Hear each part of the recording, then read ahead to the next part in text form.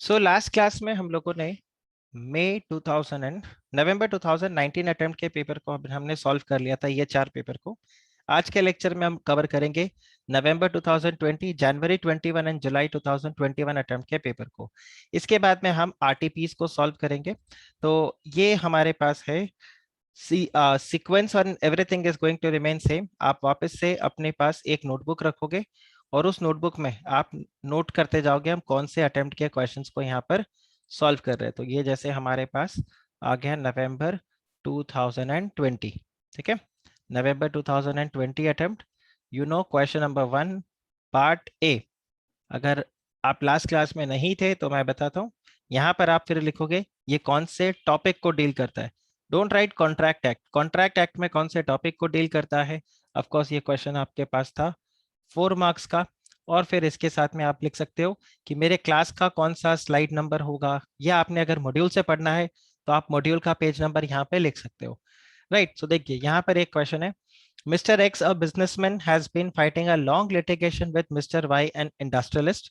To support his legal campaign, he enlists the services of Mr. C, a judicial officer, stating that the amount of rupees 10 lakh would be paid to him if he does not take up the brief of Mr. Y. Mr. C agrees, but at the end of the litigation, Mr. X refuses to pay Mr. C. Now decide whether Mr. C can recover the amount promised by Mr. X under the provisions of the Indian Contract Act. सबसे पहले तो ये देखो ये question किस चीज से deal करता है, यहाँ पर क्या सिचुएशन हुआ है। मतलब आंसर तो हम बाद में देखेंगे इसके पॉइंट्स को, बट आप सबसे पहले इस क्वेश्चन में मुझे बताओ what is the scenario, what is the situation. यहाँ पे व्हाट इज द सिचुएशन।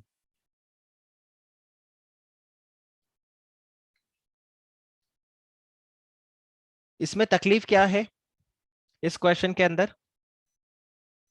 यहाँ पे एक है मिस्टर एक्स, ठीक है, वो किससे कॉन्ट्रैक्ट कर रहा है, मिस्टर सी से, जो कि कौन है, जुडिशियल ऑफिसर, ठीक है। तो ये हो गया मिस्टर एक्स और ये है मिस्टर सी।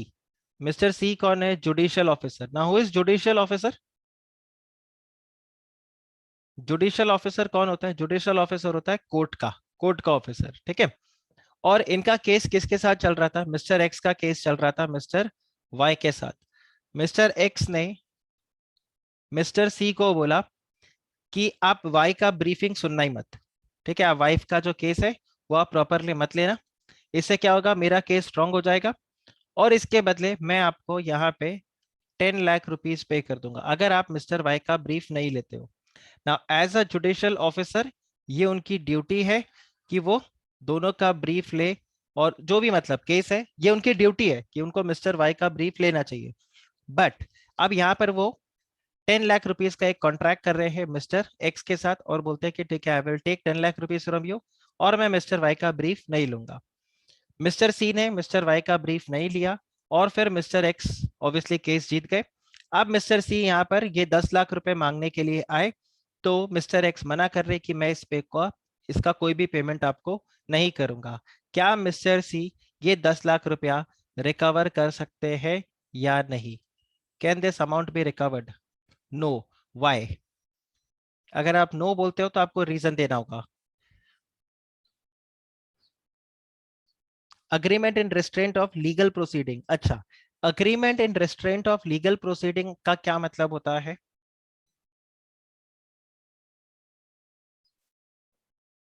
हाँ, of course agreement is wide, but जैसे आपने बोला है agreement in restraint of trade, sorry agreement in restraint of the legal proceedings, इसका क्या मतलब होता है। इसका ये मतलब होता है कि एक्स और वाई दोनों एक कॉन्ट्रैक्ट में एंटर करते हैं और वहां पर वो क्या बोलते हैं, मिस्टर एक्स के पास कोर्ट में जाने का कोई भी राइट नहीं होगा या मिस्टर वाई के पास कोर्ट में जाने का कोई भी राइट नहीं होगा। मतलब ये एक दूसरे के ऊपर केस फाइल नहीं कर सकते। इसको हम बोलते हैं agreement in restraint of legal proceeding. यहाँ पर अगर आप चेक करो एक्स और वाई के बीच में लीगल प्रोसीडिंग का कोई भी केस नहीं है। As far as mister X और मिस्टर सी की बात करो तो यहां पर भी agreement in restraint of legal proceeding नहीं आएगा। यहां पर आ जाएगा आपके लिए। आप देखो मैं बार बार इस पॉइंट के ऊपर फोकस कर रहा हूं, ये एक जुडिशियल ऑफिसर है, ये उनकी ड्यूटी है कि वो वाई का प्रोसीडिंग ले, और वो ये नहीं ले रहे, ब्रीफिंग नहीं ले रहे। ये एक सरकारी नौकर है, is a officer of the court. Judicial officer मतलब is the officer of the court, this is his duty. और ये किस टाइप का अग्रीमेंट कर रहे हैं? ये किस टाइप का अग्रीमेंट कर रहे हैं?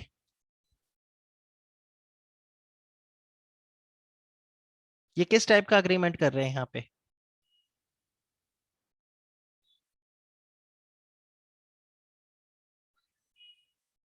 ये वॉइड एब इनिशियो अग्रीमेंट है। ठीक, देखो यहाँ पर दो पॉइंट्स, नहीं वॉइड एब इनिशियो तो है, बट दो पॉइंट्स आपको यहाँ पर मेंशन करना होगा। एक तो यहाँ पर आपको क्या करना, यहाँ पे बताना पड़ेगा that this is an agreement which is opposed to public policy. Okay, पहला पॉइंट तो आप यहाँ पे बोलोगे that this is opposed to public policy. And why this is opposed to public policy? Because judicial officer को अपना duty करना था और वो ड्यूटी नहीं करने का अग्रीमेंट ले लिया। यस और no? Therefore this agreement is void. इसके अलावा आप यहाँ पे ये वाला पॉइंट पे लिख सकते हो that this is also an agreement in restraint of legal proceeding. मतलब आप कानून के बीच में क्या कर रहे हो, बाधा डाल रहे हो, ऐसे अग्रीमेंट में जा रहे हो जिससे कि कोई इंसान अपना लीगल राइट नहीं ले पाए, तो भी ये कॉन्ट्रैक्ट आपके लिए क्या हो जाएगा, void। बट प्राइमरीली अगर आप देखोगे this is agreement in restraint, sorry agreement which is oppose to public policy, क्योंकि इस जुडिशियल ऑफिसर का ये ड्यूटी था। Okay, does this make sense? Does this make sense? ठीक है, अच्छा क्वेश्चन था ये, एग्जाम में काफी अच्छा क्वेश्चन आपको पूछा गया था, तो इसमें ये पॉइंट आपको इधर बताना है। फिर आप देखिए नेक्स्ट क्वेश्चन आपको अगर मिलता है तो ये आपके पास है, define misrepresentation and fraud and explain the difference between fraud and misrepresentation. 7 marks का क्वेश्चन है। क्या आप इसको अटेम्प्ट कर पाओगे? क्या आप इसको अटेम्प्ट कर पाओगे? एक चीज ध्यान रखना, जब इस टाइप का 7 मार्क का क्वेश्चन आपको मिलेगा तो उस 7 मार्क के क्वेश्चन में आप एग्जाम्पल्स जरूर कोट करके आओगे। जैसे कि इस क्वेश्चन के अंदर अगर आप फ्रॉड और मिस रिप्रेजेंटेशन का करते हो तो सबसे अच्छा एग्जाम्पल जैसे मैंने आपको दिया ना, लेट्स से ए और बी कॉन्ट्रैक्ट करते हैं, ए बी को वॉच बेचता है ये बोल के that this is made in let's say Switzerland. ठीक है, अगर स्विट्जरलैंड का स्पेलिंग नहीं है तो यूएसए लिख देना। ठीक है, however that is made in China. अब यहां पर एक सिंपल सा पॉइंट हो जाएगा, क्या ए जो यहाँ पे सेलर है उसको ये बात पता था क्या? If A was aware of this, okay, if A was aware of this, then in that case, this is what? This is going to be fraud। और अगर A को इसके बारे में नहीं पता था तो वो हो जाएगा आपके लिए मिस रिप्रेजेंटेशन। बताइए, इज दिस क्लियर? ये पॉइंट आपको यहाँ पर ध्यान रखना है। ओके, फिर सॉरी, फिर आगे अगर आप देखो तो यहाँ आपके पास आता है, चलिए इन लाइट, ये आपके लिए हो गया, ये तो था क्वेश्चन नंबर 2A। अब आपके पास है क्वेश्चन नंबर 3 पार्ट सी। ठीक है, 6 मार्क्स के लिए है और 3 पार्ट्स है, 2-2 मार्क्स के लिए। अब देखो सबसे पहला पॉइंट यहाँ पर आपको क्या मिल रहा है, मिस्टर एस और मिस्टर आर ये दोनों एक कॉन्ट्रैक्ट करते हैं जिसमें मिस्टर एस अग्री करते हैं to deliver paper cup manufacturing machine to mister R and to receive the payment on delivery. On the delivery date, Mr. R did not pay the agreed price. Decide whether Mr. S is bound to fulfill his promise at the time of delivery or not. ध्यान रखना 6 marks के लिए आपको 3 point पूछा है, तो you have to, मतलब basically ये 2 मार्क का एक पार्ट हो गया। ठीक है, तो 2 मार्क के लिए आपको आंसर करना है। Please tell me what is going to be your answer in this case. और ऐसा नहीं यस नो, आपको यस नो के साथ में रीजन भी देना पड़ेगा कि ऐसा आप क्यों बोल रहे हो। बताइए, is mister S bound to fulfil the promise at the time of delivery?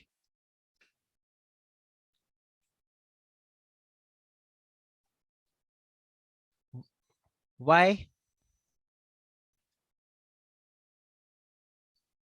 हाँ,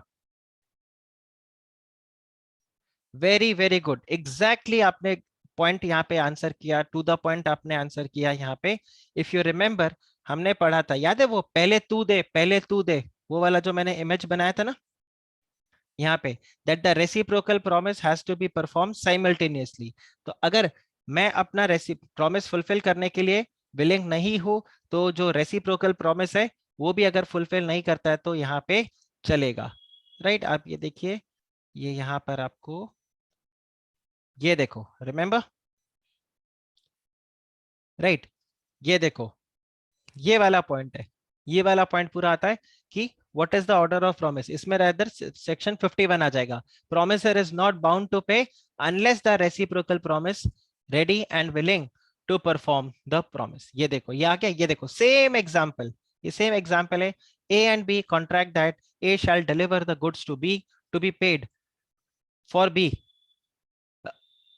for to be paid for by B on the delivery. A need not deliver the goods unless B is ready and willing to pay for the goods on delivery। तो ये exam question आपके लिए था और directly module से example उठ के। अब आप मुझे बताओ ये इस वाले एग्जाम्पल में और इस क्वेश्चन में क्या कोई डिफरेंस है? Answer is no. यहाँ पर नाम चेंज कर दिया, इधर यहाँ पर उन्होंने थोड़ा सा इसको इलेबोरेटेड दे दिया, यहाँ पर खाली गुड्स लिखा, यहाँ पर ऐसे उन्होंने दे दिया paper cup manufacture machine and all. तो अल्टीमेटली यहाँ पर क्वेश्चन आपका बिल्कुल same, and that is the reason I say कि मॉड्यूल आपको पूरा इन एंड आउट पढ़ के जाना है, और स्पेशली जो मॉड्यूल के एग्जाम्पल्स है ये एग्जाम में आपको स्ट्रेट फॉरवर्ड इधर मिलेगा। चलिए नेक्स्ट क्वेश्चन को देखते हैं। Very good. Mister Y given loan to mister G for 30 lakh rupees.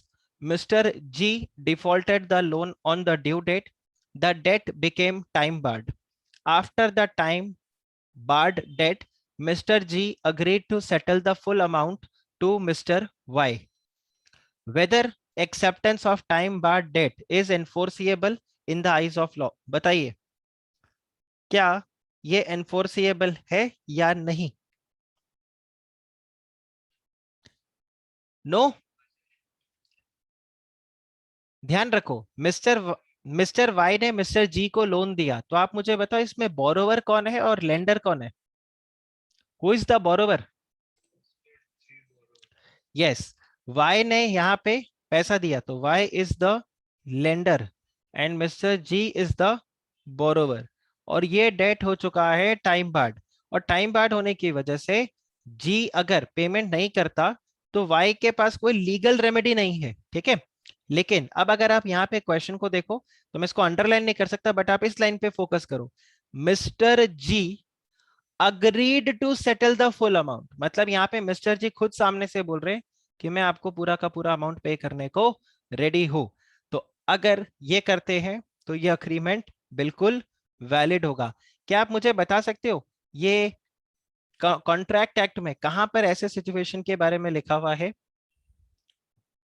Contract act में ऐसा सिचुएशन के लिए करेक्ट बताइए। Very good, this is a contract without consideration, तब भी ये क्या रहेगा? वैलिड होगा। Okay, so this is a contract without consideration. चलिए वेरी वेरी गुड। नेक्स्ट आप देखिए, A and B enter into a contract to supply unique item alternate of which is not available in the market. Now A refused to supply the agreed unique item to B. What directions could be given by the court for the breach of such contract? आप बताइए क्या ये breach of contract का question है या breach of contract में भी एक स्पेशल सिचुएशन का क्वेश्चन है? और क्या है वो? तो तो ये वैल्यू इसमें क्या कोर्ट क्या ऑर्डर करेगा? What order the court is going to make?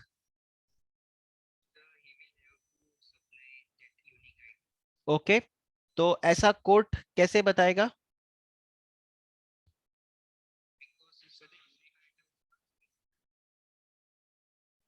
But ठीक है, वो यूनिक आइटम यहाँ पे बोल दिया तो चलेगा, which is not available in the market, it's a unique item. Basically आप ये बताओ what direction the court is going to give. जब तक आप ये डायरेक्शन को क्लियरली नहीं लिखोगे आपको मार्क्स नहीं मिलेगा। तो क्या डायरेक्शन देगा कोर्ट? ब्रीच ऑफ कॉन्ट्रैक्ट होने पे क्या क्या रेमेडीज अवेलेबल है, हम एक बार मॉड्यूल पे उसको देखते हैं, और फिर आप मुझे चेक करके बताओ इनमें से कौन सा सिचुएशन यहाँ पर फिट इन होता है। चलिए ये देखो, ये देखिए, आप मुझे बताओ इनमें से कौन सा आपको लगता है आंसर यहाँ पर फिट बैठेगा। क्या डैमेजेस आ सकता है यहाँ पे? क्या डैमेजेस आएगा? नहीं। क्यों? ए यहाँ पे क्या, बी यहाँ पर क्या बोलेगा, यार ये तो यूनिक आइटम है, मार्केट में अवेलेबल नहीं है, बेशकीमती चीज है ये तो, ठीक है, दिस इज इनक्रेडिबल, इसका वैल्यूएशन कोई कर ही नहीं सकता। सो आप, मुझे डैमेजेस नहीं चाहिए। क्या कॉन्ट्रैक्ट को तोड़ दे? भाई ए तो वही चाहता है, ए इज रिफ्यूजिंग, वो तो चाहते हैं कि बी कॉन्ट्रैक्ट को तोड़ दे, तो क्या ये आएगा? Answer is no. फिर बताओ, quantum merit suit for specific performance, quantum merit भी नहीं आ सकता। क्यों? क्योंकि क्वांटम मेरिट तो तब आएगा जब हम बोलेंगे कि जितना काम हो गया उतना, या तो पूरा का पूरा, या तो यूनिक आइटम जाएगा या तो नहीं जाएगा, ठीक है। इंजंक्शन भी नहीं हो सकता, क्योंकि इंजंक्शन में तो आप रिस्ट्रेन करते हो। तो अगर यहाँ पे वो ऐसे बोल देता कि A refuse to supply to B and A is selling it to C, आ रहा है आपको समझ में, तो आपका आंसर क्या होता? You will go for a suit for injunction, कि भाई रोको उसको, कि आप ये नहीं दोगे। लेकिन ये क्या हो जाएगा आपके लिए? Suit for specific performance. Guys clear? आपने जैसा प्रॉमिस किया था बिल्कुल वैसा का वैसा फुलफिल करो। चलिए नेक्स्ट हम यहाँ पे क्वेश्चन देखते हैं। अब I think straight away question number 6 आपको मिलेगा, करेक्ट अभी तक के? हाँ, wagering agreement and contract of insurance, क्या ये आपके लिए इजी क्वेश्चन है 5 मार्क्स का? स्ट्रेट फॉरवर्ड क्वेश्चन है ये तो आपके मॉड्यूल से, करेक्ट, तो इसमें दिमाग लगाने का जरूरत ही नहीं है। और चलिए हम जनवरी 2021 अटेम्प्ट के पेपर को अब सॉल्व करते हैं, और इसमें आप देखो, अरे बाप रे, क्या 4 मार्क का हैवी क्वेश्चन पूछा है। चलो हम रीड करके देखते हैं क्या ये एक्चुअल में हैवी क्वेश्चन है या फिर एकदम सिंपल सा क्वेश्चन है। चलो आप इसको रीड करोगे, 2 मिनट में आपको दूं? ओके, टेक 2 मिनट्स, फिर आप इसको आंसर करो।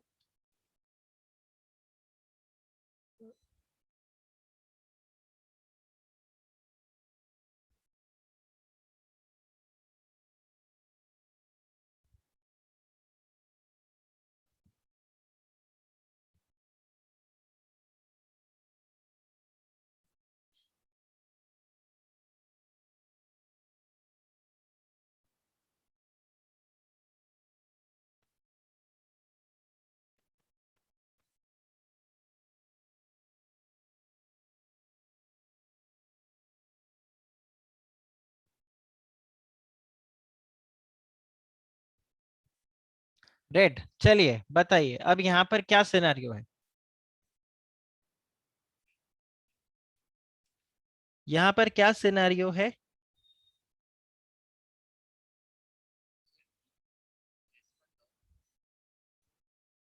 हम्म। हम्म। हम्म। हम्म।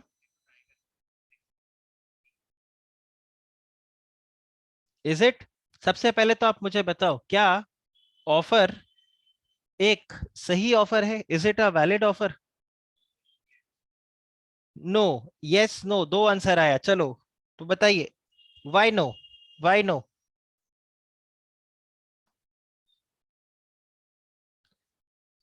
तो यहां पर अगर आप बोलोगे, जो कंसिडरेशन है that is oppose to public policy. आप देखो, he is employed in government department, सरकारी नौकर है, आया समझ में?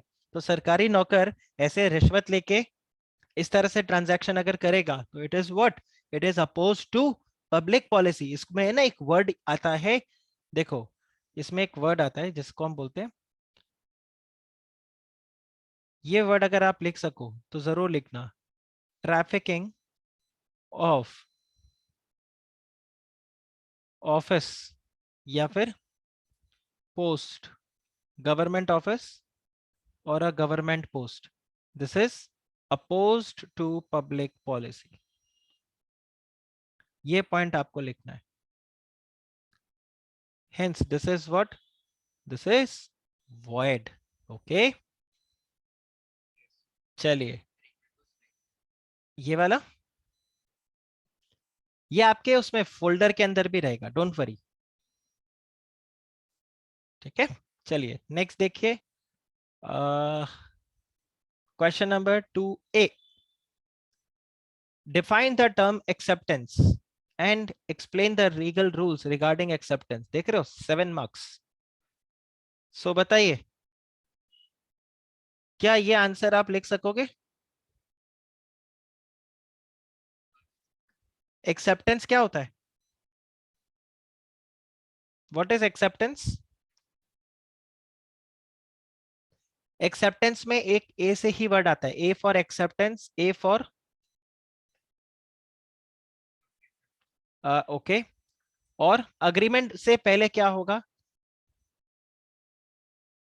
जब आप एक्सेप्ट कर रहे हो, yes, A for acceptance, A for assent, और फिर बन गया अग्रीमेंट।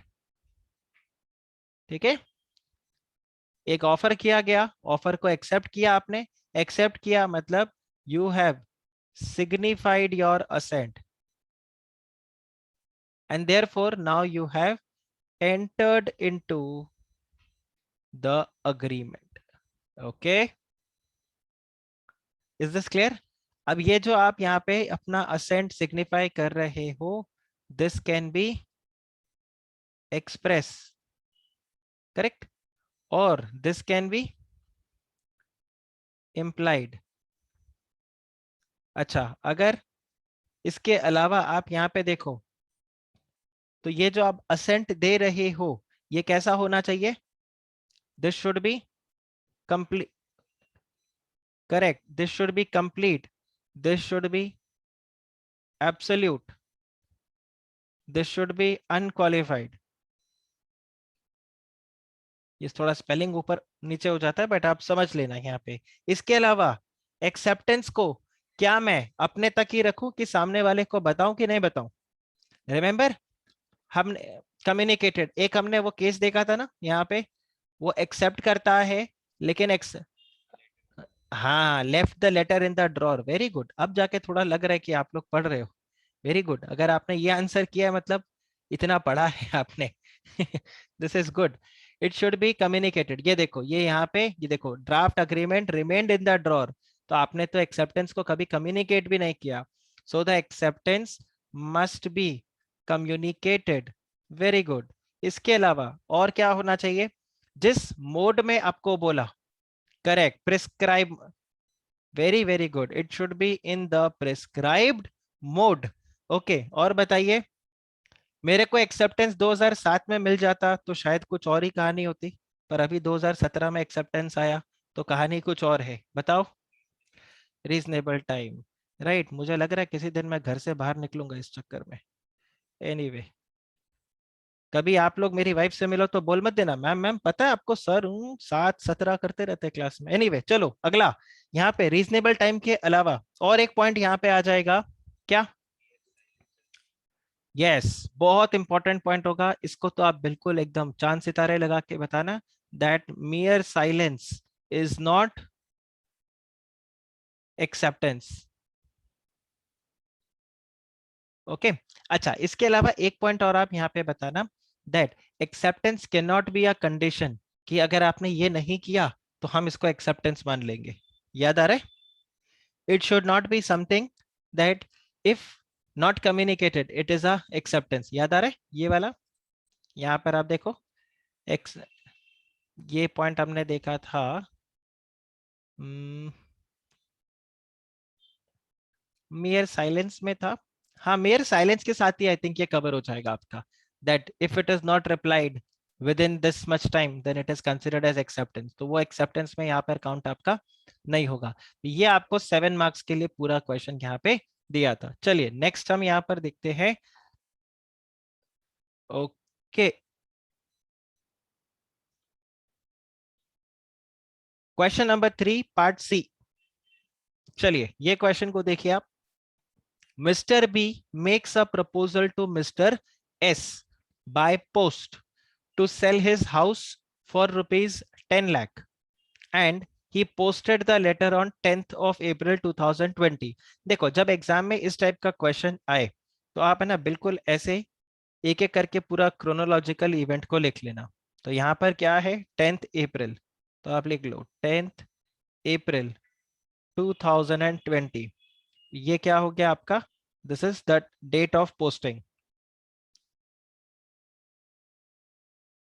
ठीक है जी, डेट ऑफ पोस्टिंग। आगे बताइए।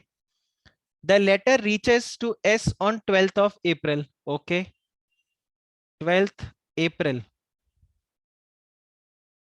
Date of dispatch.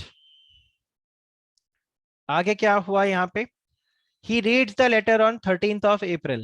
So 13th April, date of reading। फिर आगे आपको क्या बता रहा है, mister S sends his acceptance letter on 16th of April। तो चलिए 16th April, ये आ गया आपका डेट ऑफ एक्सेप्टेंस रिप्लाई। ये क्या कर दिया उसने, पोस्ट ही कर दिया।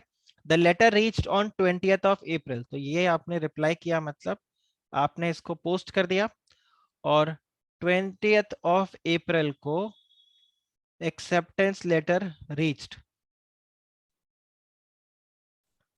या आप इसको बोल सकते हो डिलीवर्ड, ज्यादा अच्छा वर्ड डिलीवर्ड। वो अपने आप तो गया नहीं, उसको किसी ने डिलीवर किया, राइट। अब 17 तारीख को mister S change his mind and वो विड्रॉ कर लेते हैं टेलीग्राम के थ्रू, जो कि 19 को पहुंचता है। अब आप इसको अपना वाला वो टेलीग्राम मत देखना, ठीक है। ये पुराने जमाने वाला टेलीग्राम है, आज की डेट में वो टेलीग्राम वैलिड नहीं है, बट फिर भी इंस्टीट्यूट ने ये क्वेश्चन आपको पूछा है। चलिए, तो यहाँ पर इन दोनों डेट्स के बीच में क्या हो गया, 17 तारीख को यहाँ पर टेलीग्राम भेजा जिसमें वो रिवोक कर रहे, और ये टेलीग्राम कब पहुंचा, 19 को। The telegram reached. अब आपको यहाँ पे बताना है, examine with reference to the Indian contract act on which date the offer made by B will be complete. आप बताइए what is the date of completion of offer. इसमें से अगर आप चेक करके बताओ तो फर्स्ट पार्ट का आंसर क्या होगा, कब आप बोलोगे ऑफर कम्युनिकेट हो गया, 13th ऑफ अप्रैल, करेक्ट। क्यों, सो यहाँ पे it comes into the knowledge, very very good, right, very very good. चलिए नेक्स्ट आप देखो, discuss the validity of acceptance. बताइए, is it a valid acceptance, is it a valid acceptance. अब आप कौन से तारीख को कंपेयर करोगे, आप कंपेयर करोगे 19 को और 20 को, बिल्कुल करेक्ट। अभी आपने जो बताया बिल्कुल करेक्ट, 19 और 20 को कंपेयर करोगे। 20 तारीख को पहुंचा जिसमें उसने एक्सेप्ट किया है, और 19 को पहुंचा जिसमें वो एक्सेप्ट नहीं किया। तो इन दोनों में से कौन सा प्रिवेल करेगा, जो पहले पहुंचा वो प्रिवेल करेगा, 19th। So this is not a valid acceptance. Okay, अच्छा, why it is not a valid acceptance, because for the offeree acceptance कब complete होगा, when the letter of acceptance reaches to the offerer, है कि नहीं। और वो तो पहुंचा ही नहीं, उससे पहले उसने अपना रिवोकेशन लेटर यहाँ पे डाल दिया, तो ये नहीं रहेगा। अब पूछ रहा है what would be the validity of the acceptance if letter of revocation and letter of acceptance reach together. बताओ जी, दोनों अगर एक साथ ही पहुंच जाते तो क्या होता। हाँ, सो ऑफरर पहले कौन सा पढ़ेगा, आप वो देख लो जो पहले पढ़ेगा। अगर रिवोकेशन पहले पढ़ा तो कैंसिल, और अगर उसने एक्सेप्टेंस वाला लेटर पढ़ा तो ये आपका वैलिड। ध्यान रखना ये सब आरटीपी का क्वेश्चन है।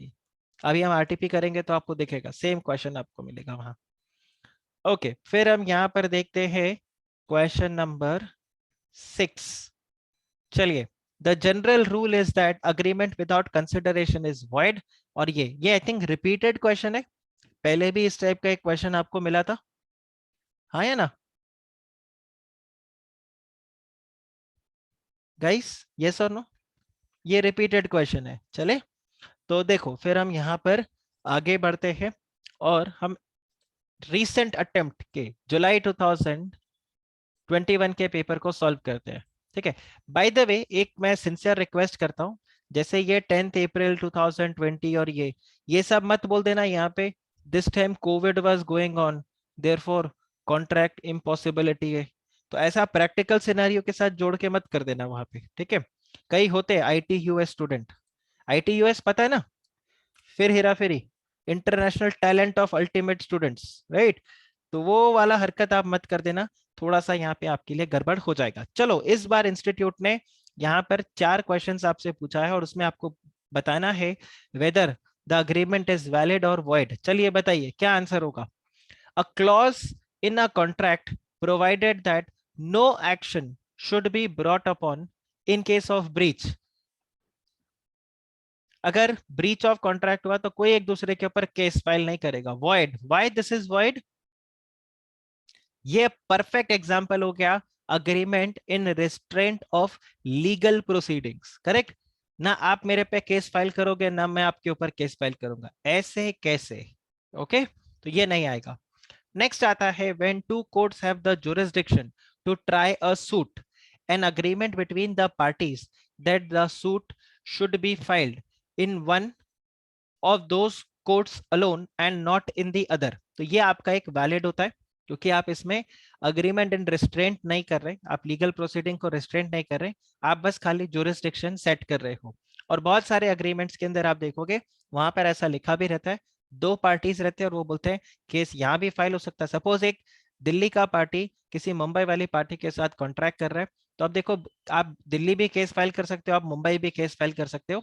और अब आप यहाँ पे बोल रहे हो कि नहीं, अगर झगड़ा हुआ तो हम केस फाइल करेंगे सिर्फ मुंबई के कोर्ट में, तो वो आपके लिए यहाँ पर वैलिड है।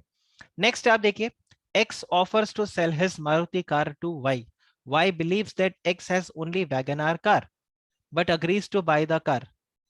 आप बताइए ये क्या होगा, वैलिड या वॉइड? वॉइड। वैसे वैसे तो देखो वैगनआर भी मारुति की गाड़ी है, ठीक है? तो ये थोड़ा सा इनका ड्राफ्टिंग एरर है, बट यस, वो क्या बोलना चाह रहा है कि बेसिकली यहाँ पर कंसेंसस एड इडम नहीं था, there is a mistake with respect to the subject matter and hence the contract is what, it is void. Okay, next आप देखिए, ये तो एकदम उठा के मॉड्यूल से cut copy paste, this is what, valid और void? Is this valid? This is a valid agreement, this is exception to the agreement in restraint of trade, correct? Exact आपके मॉड्यूल से उठ के आया ये, this is exception to the agreement in restraint of trade। I think यहाँ पे आपको मिलेगा।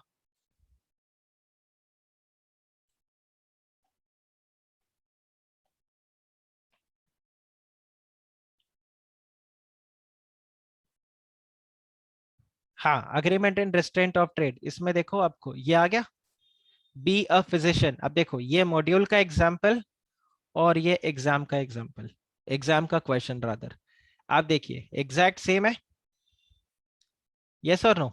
तो आपको ये ध्यान रखना है। आई थिंक मेरे को जहां तक याद है ये एग्जैक्ट अमाउंट भी सेम कहीं ना कहीं तो मिला था, बट एनीवे चलिए, आई थिंक फिर प्रैक्टिस मैनुअल में आपको मिलेगा। ओके, फिर देखते हैं, explain the term contingent contract या कॉन्टिंजेंट कॉन्ट्रैक्ट, ठीक है? अभी ट्रोल करोगे नहीं तो। Also discuss the rules relating to the enforcement of the contingent contract, 7 marks लिख सकते हो। अब पिछली बार आप देखो, आपको एग्जाम में जो क्वेश्चन मिला था वो किसका था? कॉन्टिंजेंट कॉन्ट्रैक्ट, और कॉन्टिंजेंट कॉन्ट्रैक्ट के बाद में आपके पास था एसेंशियल्स। इस बार क्वेश्चन किसके ऊपर है? Rules of enforcement. ये देखो जुलाई 2021, मैंने बताया भी था 7 मार्क्स के लिए आया है, यस और no? Guys, does this make sense? तो फीचर्स पूछ रहा है या रूल ऑफ एनफोर्समेंट पूछ रहा है, ये ध्यान रखना। अगर आप फीचर्स लिख के आते हो तो मार्क्स नहीं मिलेगा, रूल्स ऑफ एनफोर्समेंट पूछा है तो यही लिखना होगा। ओके, चलिए फिर हम देखते हैं नेक्स्ट क्वेश्चन, ये होगा आपके लिए क्वेश्चन नंबर 3 का पार्ट सी। अच्छा, 3 का पार्ट सी है ही नहीं, ओके।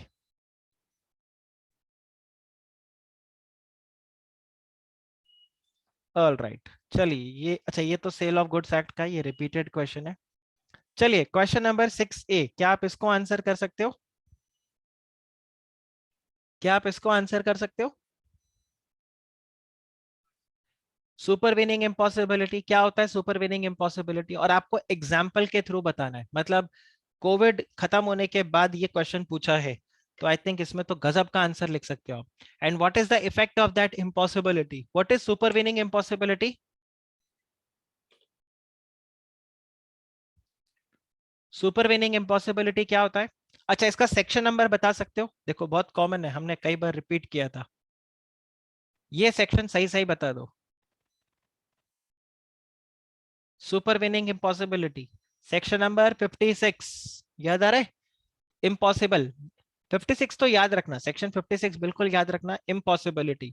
सो सुपरवीनिंग इम्पॉसिबिलिटी क्या हो जाता है? When subsequent to the forming of a contract the contract becomes impossible, then in that case यहां पर क्या हो जाएगा? Supervening impossibility. अब सुपरवीनिंग इम्पॉसिबिलिटी क्यों हो सकता है? What are the death of the promisor or promisee, subsequent illegality, destruction of the subject matter, याद आ रहा है? तो ये हो जाएगा आपके लिए subsequent impossibility. And what will be the effect of that subsequent impossibility? The contract would be void. Void ab initio मत लिख देना, void लिखोगे, क्योंकि ये इनिशियल शुरू से ही इम्पॉसिबल नहीं था, ये सब्सिक्वेंटली इम्पॉसिबल हुआ है। ओके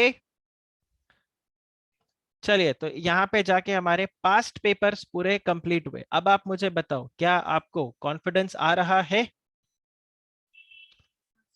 आ रहा है? चलिए, तो अब हम यहाँ पे शुरू करते हैं रिवीजन टेस्ट पेपर्स को डिस्कस करना। सी, आप अगर इंस्टीट्यूट के साइट पे जाओगे तो आपको रिवीजन टेस्ट पेपर सारे नहीं मिलेंगे। देखो, students, BOS knowledge portal, foundation course, law, RTP, आपको आरटीपी मिलेगा नवंबर 2019 अटेम्प्ट से। लेकिन अगर आप को जो लिंक मैंने दिया है, फोल्डर जो आपको गूगल ड्राइव का मिला हुआ है, उस गूगल ड्राइव के फोल्डर पे आप जाओगे तो वहां आपको सारे के सारे ये आरटीपीज मिल जाएंगे। ठीक है, तो ये आरटीपीज वहां पे है, देखो कुछ कुछ इसमें स्क्रिबल किया हुआ है, इट इज ओके, बट आपको ये सारे आरटीपीज वहां पे मिलेंगे। मैं आपको स्ट्रांगली रेकमेंड करूंगा, see it's how badly you want to clear and with what good score you want to clear, ये पूरा उसके ऊपर डिपेंड करेगा। राइट, तो अगर वो बोलते हैं ना good better and best, module is good, past papers कर लिया बेटर, और पुराने आरटीपीस कर लिए दैट इज द बेस्ट, क्योंकि अब आप ये इंश्योर कर लो कि आपने टेक्निकली जो क्वेश्चन पेपर एग्जाम में आने वाला है, आपने उसी क्वेश्चन पेपर को अच्छे से प्रिपेयर कर लिया है, क्योंकि इसके बाहर आपको श्योरली कुछ भी एग्जाम में नहीं मिलेगा। और अभी आप देखो, रियलाइज भी करोगे, आपने इतने सारे पास पेपर्स को देखा, अब आप देखो आपको और आइडिया लगेगा यहाँ पे कि अरे सर ये तो एकदम एज इट इज क्वेश्चन उठ उठ के आ रहा है पूरा। ठीक है, तो चलिए आप देखो यहाँ पर आपके पास पहला क्वेश्चन है, X agreed to become an assistant for 2 years to Y, who was practicing chartered accountant at Jodhpur. It was agreed that during the term of the agreement, X will not practice as chartered accountant on his own within 20 kilometers of his office of Jodhpur.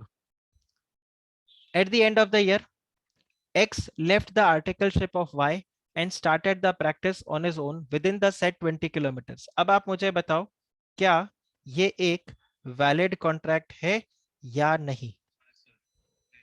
Valid है, क्यों है?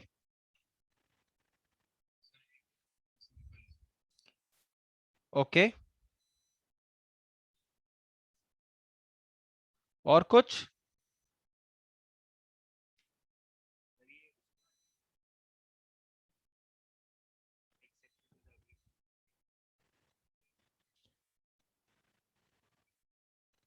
तो वो तो आप लोग मुझे बताओगे कि ये क्या रहेगा।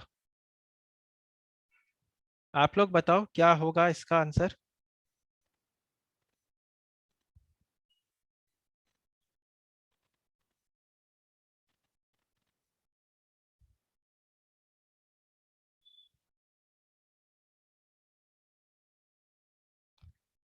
देखो, इसमें दो स्कूल ऑफ थॉट आता है। एक बोलता है कि देखो उसने अपना आर्टिकलशिप छोड़ दिया तो वो यहाँ पे काम कर सकता है। दूसरा स्कूल ऑफ थॉट बोलता है कि नहीं, आर्टिकलशिप छोड़ने से कैसे होगा। उसने अग्रीमेंट किया था कि वो 2 साल तक यहाँ पे कॉन्ट्रैक्ट मतलब बेसिकली वो नहीं करेगा। तो अब आप मुझे बताओ व्हाट इज बेटर, मतलब कौन सा स्कूल ऑफ थॉट यहाँ पे प्रिवेल करेगा। आप समझ रहे हो, 2 पॉइंट्स है यहाँ पे। एक बोलता है कि देखो, he agreed to become the assistant for 2 years who was practicing. It was also agreed that during the term of the agreement, अब उसने तो अग्रीमेंट छोड़ ही दिया, तो क्या वो आर्टिकलशिप कर अब अपना प्रैक्टिस खुद का शुरू कर सकता है, यस और नो। तो एक बोलेगा, स्कूल ऑफ थॉट बोलेगा yes the person can do, और अगर आप बोलते हो यस तो इसका रीजन आपका क्या होगा, because he has left the articleship. Since he has left the articleship therefore this is a valid, यहाँ पर कोई भी गड़बड़ नहीं है। एक इंसान बोलेगा नो, बिकॉज कॉन्ट्रैक्ट हुआ था पूरे 2 इयर्स के लिए, देयरफॉर दिस इज वॉइड। तो अब आप मुझे बताओ क्या होगा। कैन, और पूरा पूरा जो यहाँ पे क्वेश्चन है वो क्वेश्चन क्या है, क्या एक्स को आप रोक सकते हो, can X be restrained, can x be restrained? Answer is yes, x can be restrained। आया, क्योंकि इनका अग्रीमेंट जो था ये कितने के लिए था, तो ये आपका वैलिड रहेगा, 2 साल के लिए आपका अग्रीमेंट था। देयरफॉर ये जो यहाँ पे ऑफिस शुरू कर रहा है, this is void, this is it can be restrained, x can be restrained here। Okay guys, clear. ध्यान रखना, इंपॉर्टेंट क्वेश्चन है, एग्जाम में आ सकता है। फिर आप देखो यहां पर आ रहा है, a stranger to a contract cannot sue, however in some cases even stranger can enforce a claim। बताइए क्या होगा इसका आंसर, एक्सप्लेन, क्या आंसर होगा। A stranger to a contract can also enforce the claim। Straightforward question। Doctrine of privity to the contract। Okay, doctrine to the privity to the contract, इसमें आप देखो वो जो ट्रस्ट वाला पॉइंट था वो सब आ जाएगा यहाँ पे। ये देखो ये स्ट्रेट फॉरवर्ड क्वेश्चन है, if I can just show it to you.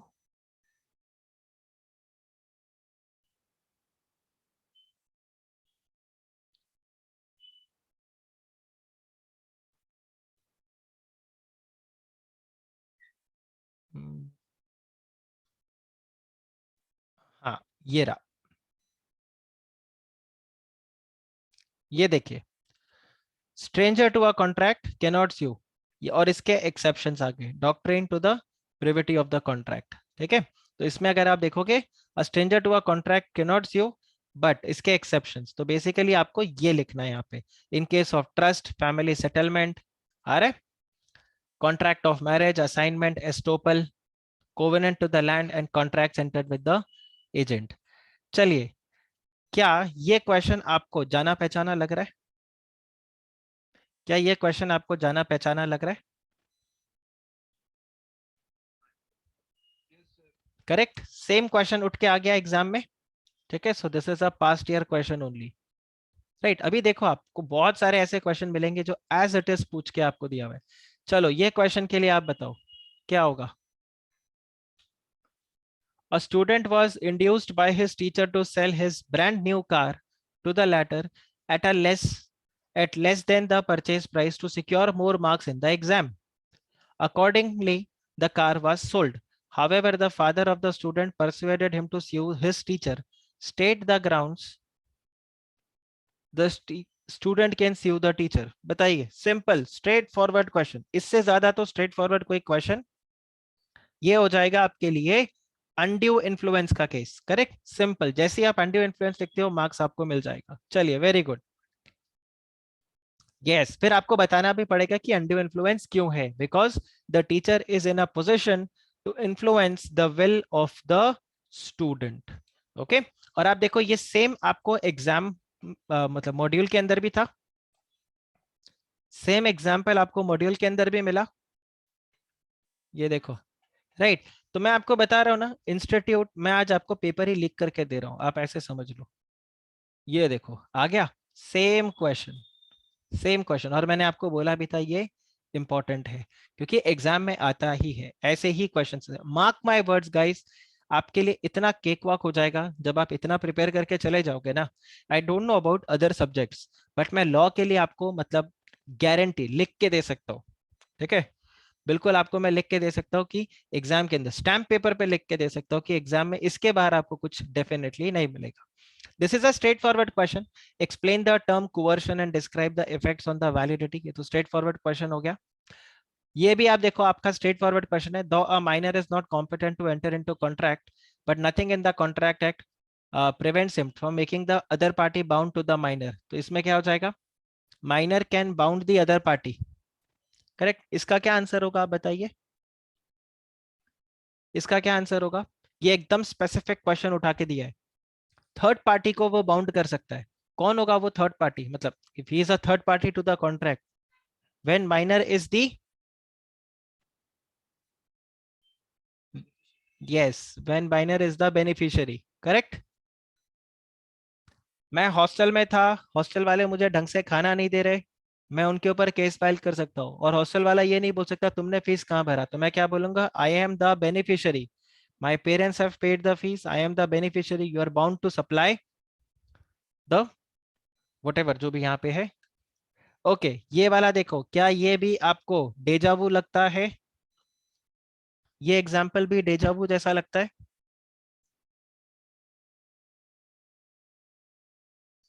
Exact module से उठ के आ गया, राइट, सेम क्वेश्चन। चलिए यहां पर आप देखो, decide with reasons whether the following agreements are valid और वॉइड। और आप देखो, Vijay agrees with Saini to sell his black horse for ₹3 lakh, unknown to both the parties the horse was dead at the time of the agreement. तो आप मुझे बताओ ये agreement क्या होगा, this agreement, this is going to be void ab initio. बिल्कुल correct, क्यों, क्योंकि देखो ब्लैक हॉर्स क्या था इनका, सब्जेक्ट मैटर था, the subject matter is destroyed, right, mistake, both the parties are not aware of it, and ये contract हो गया है अब इम्पॉसिबल। इम्पॉसिबिलिटी का सेक्शन नंबर कौन सा था, वेरी गुड, याद रखना, सुपरवीनिंग इम्पॉसिबिलिटी, ये सुपरवीनिंग नहीं है बट ये आपका इम्पॉसिबल हो जाता है। फिर देखे, Sarvesh sells the goodwill of his shop to Vikas for ₹10 lakh and promises not to carry on the business forever and anywhere in India. Contract is valid or void? Valid void, valid void, बताइए, valid Y, void Y, पुरखा जुस्टिफिए, बताओ, French आता है किसी को यहाँ पे, चलो बताइए। ओके कोई प्रॉब्लम नहीं, तो आप इसका आंसर बताइए, इसका रीजनिंग दीजिए, आपने ऐसा क्यों बोला वैलिड और क्यों बोला वॉइड।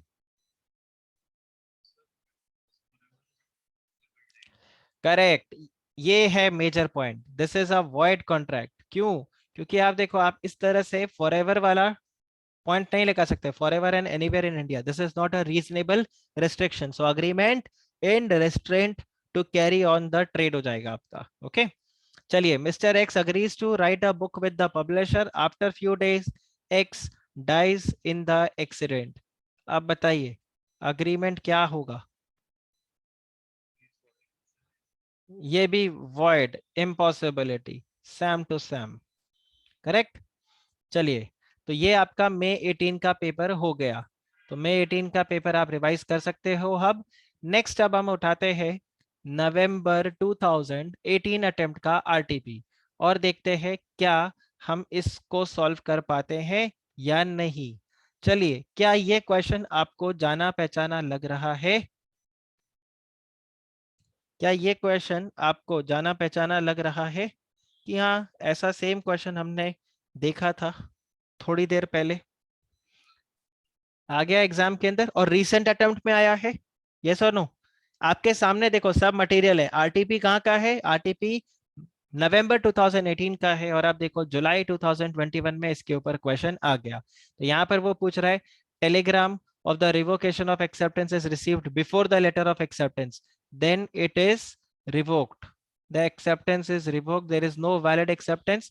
और दोनों अगर साथ में मिला तो चेक कर लो which one is open first. आपने पहले किसको ओपन किया, रिवोकेशन वाला तो वो, और एक्सेप्टेंस वाला तो वो। अब इधर पंचायती करने मत बैठना, पता कैसे चलेगा उसने पहले कौन सा खोला क्या, वो सब दिमाग नहीं लगाना आपको, ठीक है। चलिए नेक्स्ट आप देखो, anticipatory breach of contract is a breach of contract occurring before the time fixed for the performance has arrived. Discuss स्टेटिंग also the effects of anticipatory breach of contract. मुझे बताइए इसका आंसर क्या होगा, और एग्जाम में ये क्वेश्चन आया तो ये 5 मार्क्स के लिए आएगा, जहां तक के क्वेश्चन नंबर 6 होगा आपका ये। चलिए बताइए क्या होगा। बाय द वे मुझे पेपर पता नहीं है, ठीक है, मैं डिस्क्लेमर आपको दे रहा हूँ, बट मैं आइडिया से बता रहा हूँ क्योंकि 5 मार्क का आएगा तो मुझे लग रहा है क्वेश्चन नंबर 6A। वरना पता चले अभी मेरे को प्राइवेटली कांटेक्ट करो कि सर वो बाकी पेपर्स का भी थोड़ा जुगाड़ हो सकता है क्या, ठीक है। तो मैं आपको खाली अपने एक्सपीरियंस से बता रहा हूँ। तो आप बताओ इसका क्या आंसर होगा। वॉइड, अरे बाप रे, वॉइड एब इनिशियो गलत, 0 marks. B, don't be so liberal with void ab initio. Void ab initio सोच समझ के इस्तेमाल करे।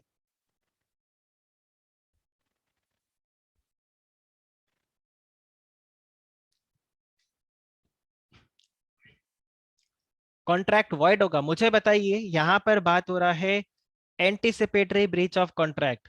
आप लोगों ने यहाँ पर एक मिस्टेक कर दिया। देखो रिमेंबर मैंने एक ब्लैक स्क्रीन में आप लोगों को एक चार्ट बना के पूरा दिया था, आप याद करो। हम फरवरी में कॉन्ट्रैक्ट करते हैं कि मैं आपको 1 अप्रैल से लॉ पढ़ाऊंगा, फिर 10 तारीख 10 मार्च को मैंने आपको मना कर दिया मैं नहीं पढ़ाऊंगा। आपको लगा मैं मजाक कर रहा हूं और आपने कॉन्ट्रैक्ट को वैलिड रखा, और फिर मैंने 1 अप्रैल को आपको पढ़ाने के लिए नहीं आया, तो एक्चुअल ब्रीच हो गया। अब आप मेरे पे केस फाइल कर सकते हो, लेकिन 25 मार्च को लग गया नेशनल लॉकडाउन, तो कॉन्ट्रैक्ट बन गया वॉइड। करेक्ट। अब क्या आप मेरे पे केस फाइल कर सकते हो। याद आ गया कौन से स्लाइड की बात कर रहा हूं मैं। तो वो पॉइंट आपको यहाँ पर लिखना होगा, राइट। ये देखिए ये यहाँ पे एंटिसिपेटरी, ये पूरा पॉइंट नहीं, सूट फॉर, ये एक्चुअल ये वाला पॉइंट इफेक्ट, ये देखो आ गया। यहीं पर मैंने बनाया था वो चार्ट पूरा आपको। तो जो ब्लैक कलर का चार्ट मैंने आपको बना कर दिया था ना ब्लैक स्क्रीन के ऊपर, जिसका स्क्रीनशॉट भी मैंने आपको लेने को बोला था, वही वाला आपको यहाँ पर लिखना होगा। ओके। चलिए नेक्स्ट आप देखो ये वाला क्वेश्चन। इसका तो आप मुझे ना केस का भी नाम बताओगे। थोड़ा जूम आउट कर दूं आपको, बराबर दिखेगा। सॉरी ये थोड़ा ज्यादा हो गया। Okay this is perfect, yes.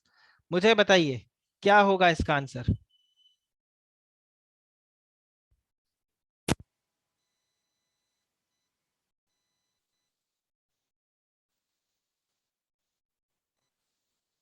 Chennaiah versus Ramaiah वाला केस हो जाएगा। ओके, ये चेन्नैया वर्सेस रमैया वाला केस हो गया आपके लिए। आप बताओ is this clear. Right, exact same question है, बस खाली नाम चेंज कर दिया, बलवंत सावंत ये सब नाम दे दिया यहाँ पे। चलो इसका बताओ, a coolie in uniform picks up the luggage of R to be carried out of the railway station without being asked. देखो विदाउट बीइंग आस्क्ड ये बहुत इंपॉर्टेंट है, and R also allows him to do so, ये भी बहुत important है। अभी बताइए, is the coolie entitled to receive the money. बताइए जी। ये हो गया आपके लिए implied acceptance, very very good. चलिए अब बताइए, वैलिड की void. Kamla promises Ramesh to lend 5 lakh rupees in lieu of consideration that Ramesh gets Kamla's divorce marriage dissolved and he himself marries her। आप मुझे बताओ, ये तो मैंने आपको एक बहुत ही कॉमेडी करके बताया था, यस और नो। जेठालाल बबीता जी को 5 लाख रुपीस देता है, राइट। देखो पता है एक चीज आपको मैं बताता हूँ, ये सब जो मैं आप लोगों को थोड़ा सा कॉमेडी करके या मूवीज के साथ लिंक करके आप लोगों को पॉइंट्स बताता हूँ ना, उसका सिंपल रीजन मेरा ये रहता है कि आपको वो पॉइंट याद रहे, ठीक है, इंक्लूडिंग 7-17 2007 2017 वाला भी, ठीक है।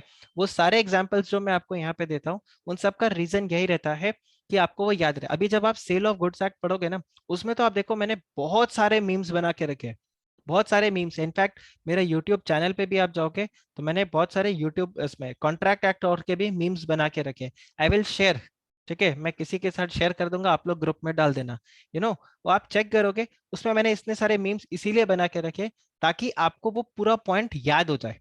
तो यहाँ पर भी अगर आप देखो, अगर ये क्वेश्चन को आप देखो, आपको इमीडिएटली याद आना चाहिए कि ये कॉन्ट्रैक्ट क्या है, ये कॉन्ट्रैक्ट है वॉइड। पर आपको इसमें रीजन देना पड़ेगा why this is void, oppose to public policy, ठीक है, this is immoral, oppose to public policy, very good. चलिए, ये तो रिपीट क्वेश्चन हो गया। Sohan agrees with Mohan to sell his black horse, unknown to both the parties horse was dead, ये भी क्या हो गया, void. Reason, reason,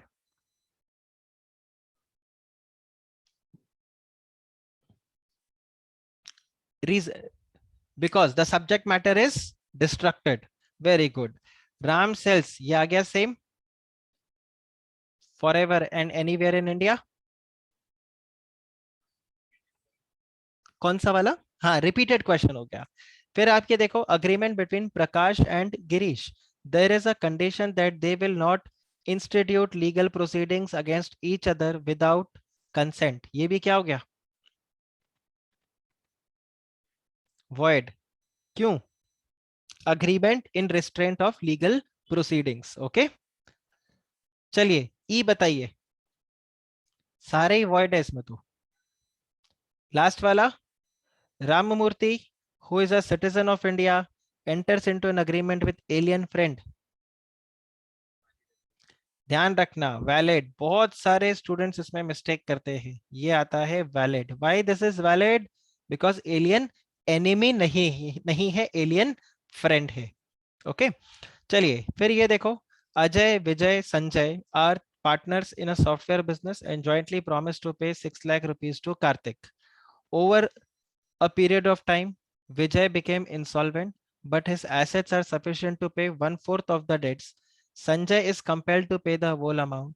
Decide whether Sanjay is required to pay the whole amount himself to Karthik in discharging the promise. तो यहाँ पर answer क्या होगा, 2 points.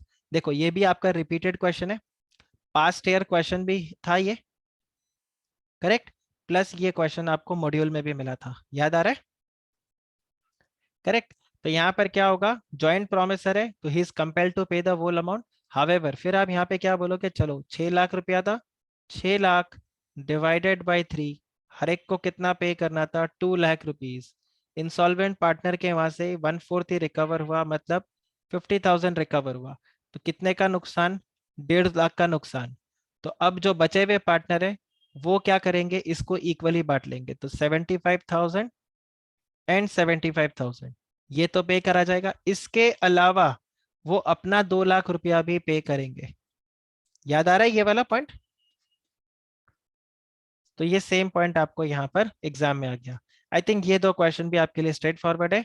Define consideration, state the characteristics of valid consideration, mere silence does not amount to fraud, discuss, right। तो नवंबर 2018 attempt का भी RTP आप लोगों के साथ मैंने डिस्कस कर लिया। अब हम बढ़ते हैं मई 2019 अटेम्प्ट के आरटीपी पे, और हम देखते हैं कि क्या हम इसको सॉल्व कर पाते हैं कि नहीं। अरे बाप रे, इसमें तो बहुत ज्यादा मैंने स्क्रिबल किया हुआ है, चलो कोई बात नहीं। ये देखिए, P sells by auction to Q a horse which P knows to be unsound। सबसे पहले तो आप मुझे बताओ, क्या डेजावू है ये, क्या ये डेजावू लग रहा है आपको, एग्जैक्ट मॉड्यूल का क्वेश्चन उठ के आ गया, ठीक है। चलिए नेक्स्ट आप देखो यहाँ पे, acceptance must be unqualified, absolute and unqualified, yes और नो। अभी अभी थोड़ी देर पहले हमने डिस्कस किया था, क्यों, बिकॉज अगर वो अनक्वालिफाइड नहीं होगा तो वो क्या बन जाएगा। तो आप ये देखो, मैंने इसको बुलेट पॉइंट्स में यहाँ पर लिखा भी, yes the acceptance should be this. फिर आप बताओगे एब्सोल्यूट एक्सेप्टेंस का क्या मतलब होता है, it should be completely accepted. Unqualified मतलब विदाउट एनी मॉडिफिकेशन। Acceptance अगर not absolute or if it is not qualified, this amounts to counter offer and this will not be a valid acceptance. Guys, ये point समझ आ रहा है आपको? 4 points में कैसे इसको आंसर करना है? Okay, acceptance must be in the prescribe mode, ये भी आपका सेम है। फिर कॉन्सेप्ट ऑफ मिस रिप्रेजेंटेशन, ये भी आपके लिए इजी रहेगा। फिर देखो ये वाला क्वेश्चन, बाय द वे ये वाला क्वेश्चन इंपॉर्टेंट है, आपके अटेम्प्ट में ये क्वेश्चन आ सकता है, इसीलिए इसको मैंने हाईलाइट करके रखा है। ध्यान से देखना इस क्वेश्चन में क्या हुआ है। वैसे मैंने ये आपसे ऑलरेडी डिस्कस कर लिया था, व्हाट आई रिमेम्बर, ये मैंने आपसे डिस्कस किया था, हाँ यहीं पर आपसे मैंने डिस्कस किया। ये देखो ये वाला जो है ना, यस ये वाला जो था ना मैंने, ये वाला सी रिपेयरिंग जैसी एक्सेप्ट किया आपने, इसको रेटिफाई कर दिया, देयर इज नो रेमेडी। अब आपको समझ में आ रहा है कि जब मैं आप लोगों को पढ़ा रहा हूं, मतलब ऐसा नहीं है कि मैंने आप लोगों को सब पढ़ाया इसलिए देखो आप लोग इसको आंसर कर पा रहे हो। द रीजन, मैंने जब आप लोगों को यहाँ पे पढ़ाया तो ये सारा एग्जाम्पल्स मैंने क्यों लिया, बिकॉज आप लोगों को पढ़ाने के लिए जब मैंने प्रिपेयर किया तो मैंने ये सारे आरटीपीस को ऑलरेडी गो थ्रू कर लिया था, तो मुझे पता है ये सारे पास पेपर्स और जो आरटीपीस है यहाँ पे क्या क्या टाइप के क्वेश्चंस हैं। तो क्या फायदा हो गया, जब आप लोगों को मैंने रेलेवेंट कॉन्सेप्ट पढ़ाया उसी टाइम पे मैंने आपको ये सब डिस्कस कर लिया, तो अब आप लोगों के लिए लिंक करना बहुत ईजी हो जाएगा। तो यहाँ पर भी वही है, देखो Sohan induced Suraj to buy his motorcycle saying that it is in a very good condition. After taking the motorcycle, Suraj complained that there were many defects in the motorcycle. Sohan proposed to get it repaired and promised to pay 40% of the cost of repairs. अब देखो, after few days motorcycle did not work at all. Now Suraj wants to resign the contract. तो जैसे ही ये देखो, ये जो green colour से मैंने हाईलाइट किया ये इसीलिए किया है, जैसे ही सोहन के प्रपोजल को उसने एक्सेप्ट कर लिया, he has ratified the contract and therefore he loses the right to resign the contract. If he had not accepted the Sohan's proposal, then he could have resigned the contract, but in the current case he cannot resign the contract. आप देखो ये आ गया आपको समझ में, exactly same. Is this clear? Okay. फिर देखिए, X received certain goods from Y and promised to pay 60,000. Later on, X expressed his inability to pay. Repeated question. Right? No consideration no contract comment, ध्यान रखना no consideration no contract comment आपको depend करेगा ये कितने marks का है। अगर 3 marks का है तो आप सिर्फ इसी को लिख दोगे, कल को ये 7 मार्क्स का 5 मार्क्स का आ गया तो आप उसमें एक्सेप्शंस भी लिख के आना। इनफैक्ट मैं तो आपको हमेशा ऐसे बोलूंगा, नो कंसिडरेशन नो कॉन्ट्रैक्ट बिल्कुल वैलिड है ये, उसके बाद जो एक्सेप्शंस है उसको अगर डिटेल में नहीं समझा के आते हो तो एटलीस्ट हेडिंग हेडिंग पूरा लिख के आ जाना। ये देखो एग्जाम क्वेश्चन करंट अटेम्प्ट का, ये करंट अटेम्प्ट का एग्जाम क्वेश्चन हो गया। Explain the meaning of contingent contract और कॉन्टिंजेंट कॉन्ट्रैक्ट, अभी अभी हमने डिस्कस किया था, तो ये आपका हो गया मई 2019 अटेम्प्ट का पेपर आरटीपी। अब हम उठाते हैं नवंबर 2019 अटेम्प्ट का आरटीपी और चेक करते हैं क्या हम इस क्वेश्चन को पेपर को भी सॉल्व कर पाते हैं या नहीं। इसमें आपको दिया हुआ है define the offer, explain the essentials of the offer, ये सब तो आप स्ट्रेट अवे आंसर कर सकते हो, राइट? ओके, कंसिडरेशन ये भी आपका सेम रिपीटेड क्वेश्चन है। अब ये देखो, ए सेंड्स एन ऑफर, क्या डेजावू फील होता है इस क्वेश्चन को देख के? क्या होगा इसका answer? What will be the answer for this question? What is the position, मतलब ए का जो प्रोपोजिशन है क्या वो करेक्ट है? Mere silence is not considered as an acceptance, so यहां पर वैलिड एक्सेप्टेंस नहीं होगा। अच्छा, इसमें इसका आंसर करो, ये एक इंपॉर्टेंट पार्ट है, ये एक इंपॉर्टेंट पार्ट है, ये आपका फिर से 5 मार्क का या 4 मार्क का क्वेश्चन बन सकता है। What shall be the position if B communicates his acceptance after 1 week? अब क्या होगा? वेरी वेरी गुड, ध्यान रखना, if it is not communicated within the given time then in that case it is not a valid acceptance, तो यहां पर आपका कोई भी कॉन्ट्रैक्ट नहीं बनेगा। ओके, चलिए, X, Y, Z jointly borrowed 50,000 from A. The whole amount was repaid by A to A by Y. अब बताओ y कितना अमाउंट रिकवर कर सकता है x और y से, z से? Can he recover? Whether y can recover? Answer is yes, हाँ कि ना? Okay, legal representative of x are liable in case of death of x, answer is yes और नो? आंसर इज यस, क्योंकि अगर promisor का death हो जाए तो लीगल रिप्रेजेंटेटिव लाइबल होता है। Y can recover the contribution from the assets in case Z becomes insolvent, yes or no? Yes, तो आपका तीनों का ही आंसर यहां पे क्या हो गया? Yes. Repeated question. This is repeated question. Okay. Explain the meaning of quasi contract and state the circumstances which are identified by the quasi contract. ध्यान रखना ये 7 मार्क का क्वेश्चन बनेगा, और अगर 7 मार्क का क्वेश्चन आए तो मुझे बताओ क्वासाई कॉन्ट्रैक्ट के सेक्शंस क्या है? 5 sections. It starts with section number 68, 68, 69, 70, 71, 72, NROFM। Okay, देखो सेक्शंस है ना, मैं कोशिश कर रहा हूं आप लोगों को याद करवाने का, बट अगर आपको याद नहीं रहे तो you don't have to take any kind of pressure and it is absolutely fine. Okay, चलिए नेक्स्ट आप देखो, what is the law relating to the determination of compensation on the breach of contract? अब बताइए, section 73 compensation कैसे decide करोगे? Damage, loss, special damage, याद आ रहा है? Right, liquidated damages, unliquidated damages, ये आ रहा है समझ में आपको? तो ये सारे पॉइंट्स आप यहाँ पे लिखोगे कि अगर कॉन्ट्रैक्ट आपने ब्रीच किया, उसकी वजह से सामने वाले पार्टी को लॉस हुआ, तो आप डैमेजेस पे करोगे, ये हो गया ऑर्डिनरी डैमेजेस। फिर स्पेशल डैमेजेस के बारे में आप लिखोगे कि कई बार सामने वाली पार्टी को पता होता है कि ब्रीच की वजह से फर्स्ट पार्टी को क्या नुकसान होगा, तो he is liable for that also, yes और नो? ओके, तो ये सारे पॉइंट्स आपको यहाँ पर लिखने होंगे। देन नवंबर 2019 के बाद अब हम नेक्स्ट आरटीपी अगर उठाए तो हमारे पास मई 2020 का भी आरटीपी है। सर उसमें तो एग्जाम तो हुआ ही नहीं था। अरे एग्जाम नहीं हुआ था तो क्या हुआ, आरटीपी तो इंस्टीट्यूट ने इशू किया। चलिए अब आप देखो यहाँ पे आपके पास है same question, coolie, uniform, A का लगेज। चलिए नेक्स्ट आप देखो, obligation of the finder of the lost goods, return them to the owner, quasi contract, very good, तो वैलिड कॉन्ट्रैक्ट है ये। फिर A contracts with B the owner of the factory to supply 10 tons of sugar, but before the supply could be effected, fire caught in the factory and everything was destroyed. अब बताइए, very very good, supervening impossibility आ गया। Next देखिए, only a person who is party to the contract can sue, explain and describe, explain the statement and describe the exceptions. यहाँ पर क्या होगा, third party to a contract can not sue, but exceptions फिर आपका आ जाएगा।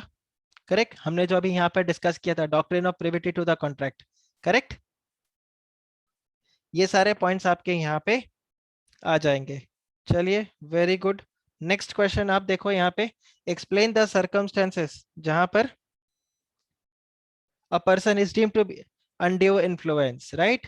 तो वहां पर आप क्या लिखोगे, रियल एंड अपेरेंट अथॉरिटी, फिर आ जाएगा आपका फिड्यूशियरी रिलेशनशिप, और फिर आ जाता है आपका मेंटल डिस्ट्रेस या फिजिकल इनकॉम्पिटेंसी, करेक्ट। फिर wagering agreement, and describe the transactions which resemble wagering but are not void, module से डायरेक्ट क्वेश्चन है ये, correct. Then the basic rule is that promiser must perform exactly what he has promised to perform। इसका क्या मतलब होगा, explain the obligation stating, exam question बन सकता है by the way, specific performance, और आप यहाँ पे क्या बताओगे, द प्रोमिसर ने जो प्रॉमिस किया उसको वही काम करना पड़ेगा, ऑब्लिगेशन। क्वांटम मेरिट, ये मुझे लगता है आपके अटेम्प्ट में क्वेश्चन आ सकता है, quantum meruit, what do you mean by quantum meruit? As much as the work has been done, pay for that. और कौन क्लेम कर सकता है, जिसने ब्रीच नहीं किया, the party in default can not demand for quantum merit. Okay, all right, फिर आप देखो एक्सप्लेन कॉन्टिंजेंट कॉन्ट्रैक्ट, ये तो सेम आ गया आपका। फिर ये देखिए ये आ गया वापस से रिपेयर, सेम क्वेश्चन आ गया आपका। वही Suraj Sohan motorcycle 40% cost of repairs. चलिए ये क्वेश्चन का आंसर करो, एग्जाम में आ सकता है। क्वासाई कॉन्ट्रैक्ट है, X a minor studying in MCom in a college. गजब की बात नहीं है, मैं वही बता रहा हूँ, आईटी यूएस बच्चा है, ठीक है। चलिए बट आप देखो on 1 July 2019 he took a loan of rupees 1 lakh from B for the payment of his college fees and to purchase books and agreed to repay on 31st December 2019. X possesses the assets worth rupees 9 lakh. On the due date, X fails to pay the loan to B. Now B wants to recover the loan from X assets. Can he do so? Section number NROFM. N, necessity is applied to a person not eligible to enter in or not competent to enter into contract. The amount can be recovered only from the assets of the party. Yes or no? Section number 68. Okay. चलिए तो हमने मई 2020 का RTP किया। अब हम बढ़ते हैं नवंबर 2020 attempt के आरटीपी पे। चलिए लेट्स सी क्या हमारे बस का है या नहीं। ओके ये क्वेश्चन आप देखिए, ब्रीच ऑफ कॉन्ट्रैक्ट का लग रहा है मुझे ऐसा। X enter into contract with Y to supply him 1000 bottles at the rate rupees 5 per water bottle to be delivered on a specified time.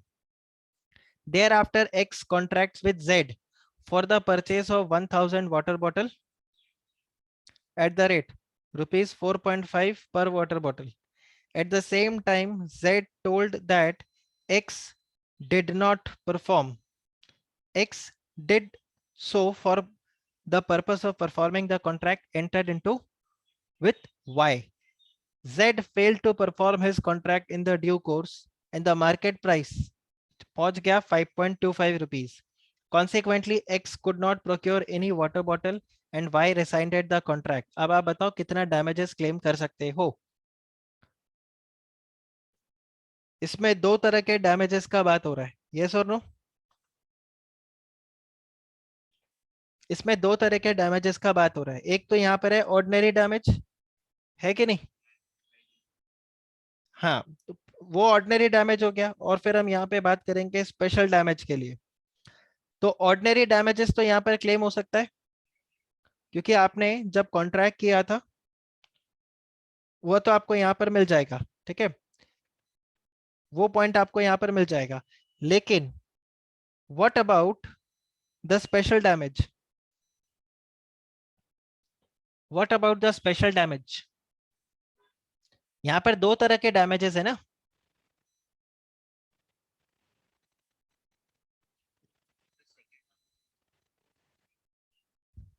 हाँ देखो, अगर इसको मैं आपको चार्ट फॉर्मेट में यहाँ पे बना के दूं तो आप देखो, X entered into contract with Y to supply him 1000 bottles at 5 rupees। तो ये देखो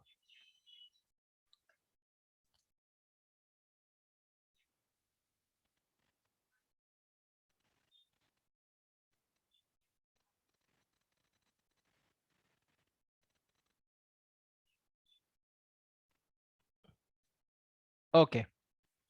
फिर अगर आप यहाँ पे देखते हो, thereafter X contracts Z for the purchase of 1000 bottle for 4.5। X ने अब Z के साथ कॉन्ट्रैक्ट किया और क्या बोला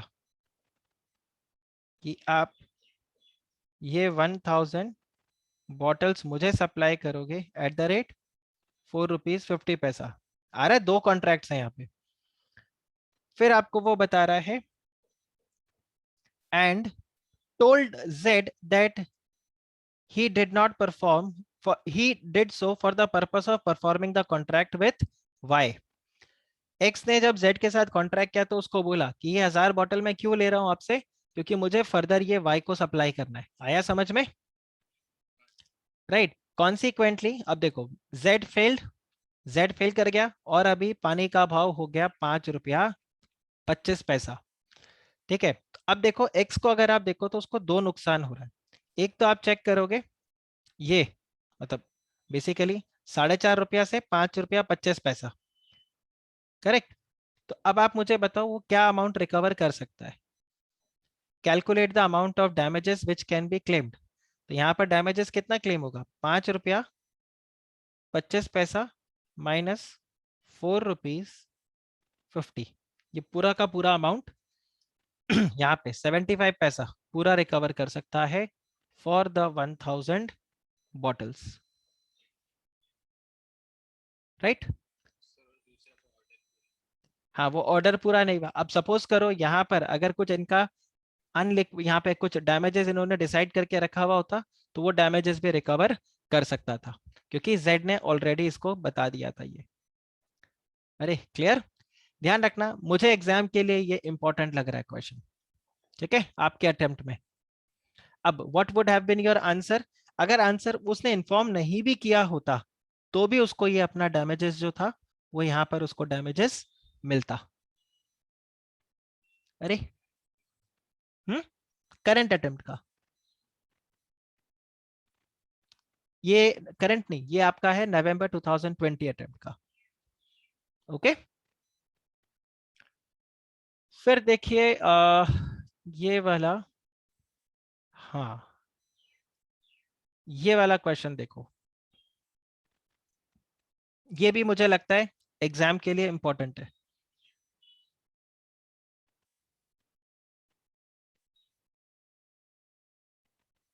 मुझे ये क्वेश्चन भी लग रहा है आपके एग्जाम के लिए इंपॉर्टेंट है।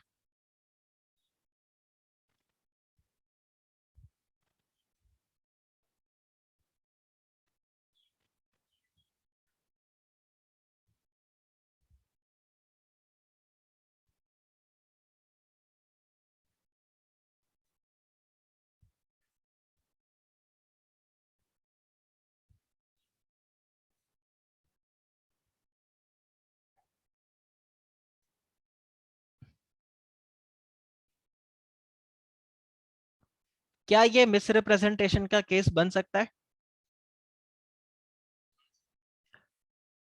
श्योर, ध्यान रखो ये लाइन देखो, both fuel metre and speed metre of the car were working perfectly. तो ये आपका मिस रिप्रेजेंटेशन का केस नहीं होगा, mister Vikas can not resign the contract. इसको ना जब सेल ऑफ गुड्स एक्ट हम पढ़ लेंगे ना, उसके बाद आप देखना आपको और कनेक्ट हो जाएगा। कैविएट एम्प्टर अगर आपको याद हो तो सेम लॉजिक यहाँ पर आपका लगेगा, ठीक है। इसके अलावा ये सब आपके स्ट्रेट फॉरवर्ड क्वेश्चंस है। तो नवंबर 2020 अटेम्प्ट का पेपर भी हम बंद करते हैं और हम लेते हैं मई 2021 अटेम्प्ट का आरटीपी। आई थिंक ये लेटेस्ट आरटीपी यही है, आपके अटेम्प्ट का आरटीपी अभी तक आया नहीं है। जब आएगा तो उसको भी हम यहाँ पे क्लास में डिस्कस करेंगे। चलिए, X promise to sell scooter to Y for ₹1 lakh, और वो भी किस पे, गन पॉइंट पे। कॉन्ट्रैक्ट इज कोअर्शन, वॉइड ही वॉइडेबल। ध्यान रखना, दिस इज वॉइडेबल, ठीक है, कोअर्शन। फिर A bought goods from B in 2015 but no payments were made in 2019। बताइए अभी क्या हो गया ये,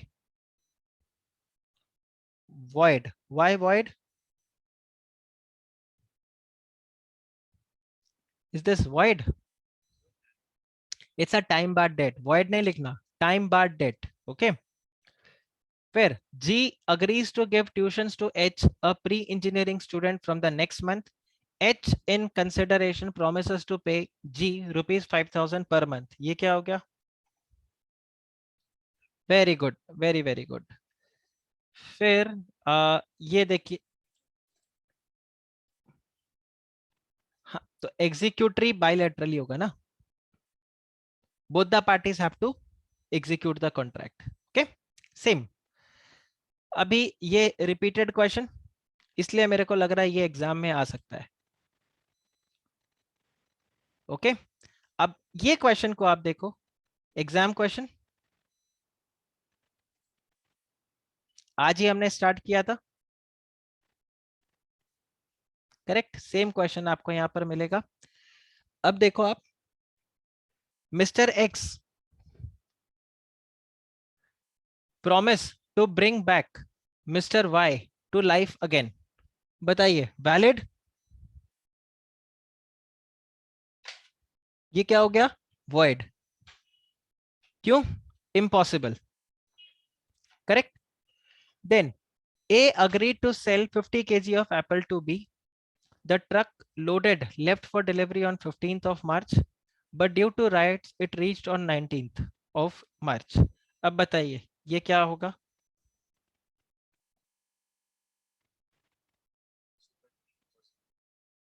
सुपर विनिंग, इम्पॉसिबिलिटी, या आप यहाँ पे बोल सकते हो। तो यहाँ पर क्या हो जाएगा? कॉन्ट्रैक्ट में आप क्या बोलोगे?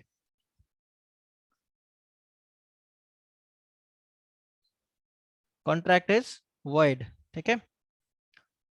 फिर देखो, an artist perform promise to paint on the fixed date for a fixed amount for a remuneration but met with an accident and lost his both hand. अभी yes, void. Abhishek entered into a contract of import of toys from China, but due to disturbance in the relation of both the countries, the import of China was banned.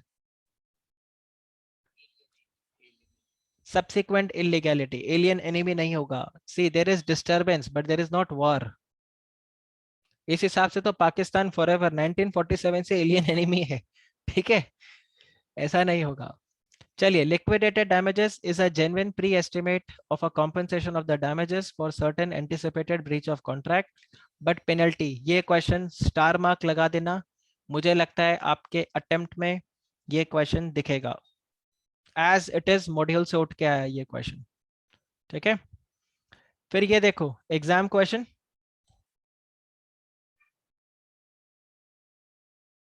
This is exam question,